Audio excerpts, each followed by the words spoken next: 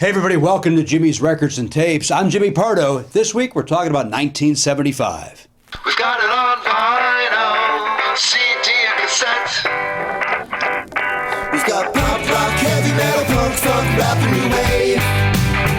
All sales are vinyl, but you never regret all the music you get at Jimmy's Records and Tapes. I'm loving music again. Hey everybody, welcome to Jimmy's Records and Tapes, the show that takes you on a journey down memory lane, courtesy of my record collection. This week, 1975. What's happening in 1975? The Vietnam War ends, and the videotape war begins. Beta, the far superior format, comes out. The world's crazy about it, but then here comes VHS, and it crushes it. Why? I don't know. I did little to no research as to why people like VHS. I have to assume it's because it was bigger, and people like bigger things. The biggest movie at the box office was Jaws. It won 3 Oscars. What does your money get you in 1975? Well, for 44 cents, get yourself a gallon of gas. You got $39,300 in your pocket? That's going to get you a house. Maybe you want to buy a Ford Mustang. $4,100 to do that. The best-selling song of the year was Love Will Keep Us Together by the Captain and Tennille. Now, of course, we've lost the Captain, haven't we? He's drifted off the sea. And I don't like Shannon, which was a song about a dead dog that upset Casey Kasem at one point. The top-selling album of the year was Elton John's Greatest Hits, and Rolling Stone magazine's album of the year was Bob Dylan's Blood on the Tracks. But none of that matters.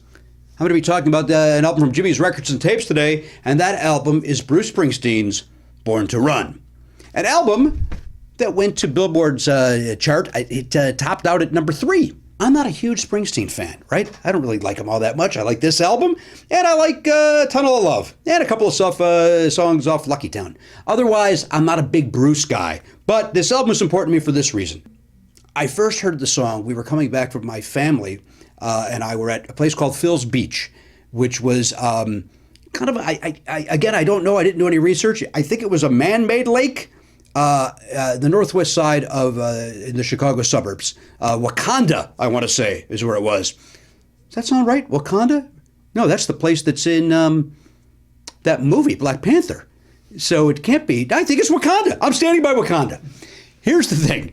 It was a place called Phil's Beach, which you'll remember was in the movie The Blues Brothers, where they're going around talking about their big show that night, and they're driving on the beach, and it's got that big slide that's like a J, where you slide down and then you got, people would do tricks. I wouldn't. I went down at one time when I have a cast on and I hit my cast in the back of my head and kind of knocked myself out and had to be saved by a lifeguard. So on the way home from that beach, my stepfather was driving. There were 7 of us in a car, a Datsun B210. And this song came on. Everybody was asleep, right? They're sun-drenched from the beach. Everybody's tired. Nobody else got knocked out. So nobody else took a nap that afternoon. So now they're taking their nap in the car.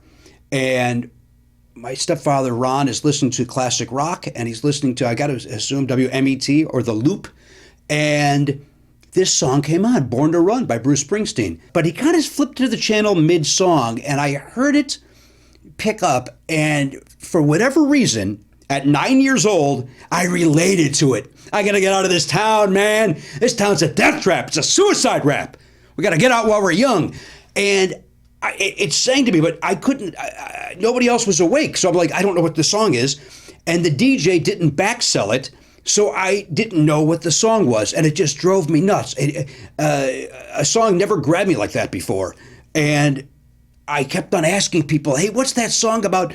It's with rats and stuff in it. I kept on saying with rats. And they would go, you mean the Boomtown Rats? I go, I do not mean the Boomtown Rats. The song is about rats. Do you mean I don't like Mondays? I do not. Why would I be talking about that? The song has the word rat in it somewhere, and I can't figure out what it was. Now, here's the upshot.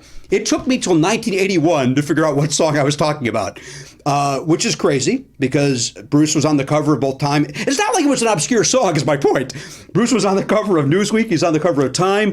The world was talking about the boss, Bruce Springsteen.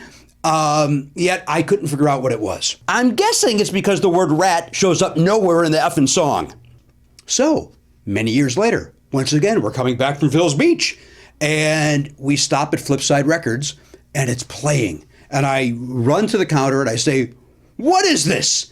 To a man looking at me like, are you out of your effing mind? What do you mean, what is this? It's Bruce Springsteen's Born to Run. Thank you. I run. I buy it. I'm excited. I finally, I've Columboed this. The mystery is solved. And I now get to listen to this in my own home. And it's got the great, it's got Thunder Road, 10th Avenue Freeze Out, Born to Run, She's the One, Jungle Land, all the Bruce hits, right? Produced by Bruce, Mike Appel, John Landau, and it's great. And I finally solved the mystery. And then the fun story that puts a little button on this is a couple years later, I made a bet with Joe Longo. I don't remember what the bet was. I don't know what it was about, but I lost the album in a bet. And I could no longer listen to the one and only Bruce Springsteen album that I like.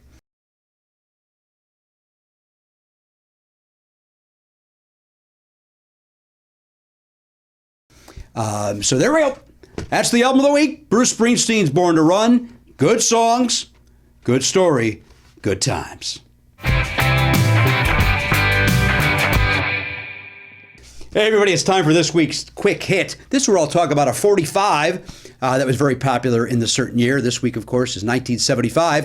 And I'm going to talk about Mr. Jaws by Dickie Goodman. Everything was Jaws in 1975. Everything was Jaws. Halloween costumes where you had the vinyl costume where it was a picture of Jaws here and then just Jaws' little head like in the movie poster here. That was your costume. Human beings walking around like that, nobody seemed to mind. But Dickie Goodman, and I don't know his background. Again, I've done a little or no research. He chose to act like a reporter and then took popular songs of the day as the answers to the reporter's question.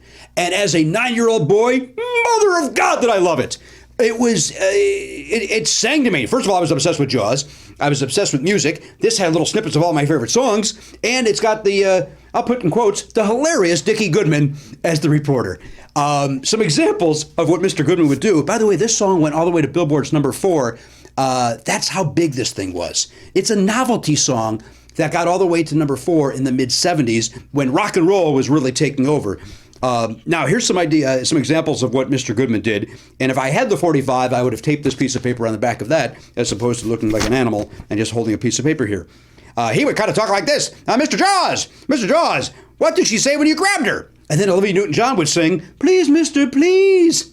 See, that's fun. To a 9-year-old, that was comedy gold. SNL maybe was just starting or wasn't even out yet. This is what we used for comedy. Mr. Jaws, before you go out to sea, do you have anything else to say? And then he would be wars. Why can't we be friends? Why? See, this was funny. Dickie Goodman would do this. Now, here's the thing. Not only did the world go crazy for this thing, he did a sequel when Jaws 2 came out called Mrs. Jaws, and it didn't even chart. So our love of Dickie Goodman, while it went to number 4 initially, no thank you. That's your quick hit for 1975. Hey everybody, that is this week's Jimmy's Records and Tapes. If you liked it, hit like, subscribe. Want to follow me? I'm at Twitter at Jimmy Pardo. And of course, I host the award-winning podcast, Never Not Funny, which you can find on Spotify, Apple Podcasts, or wherever you get your podcasts. Thank you so much. Until then, the record store is closed. We'll see you next week.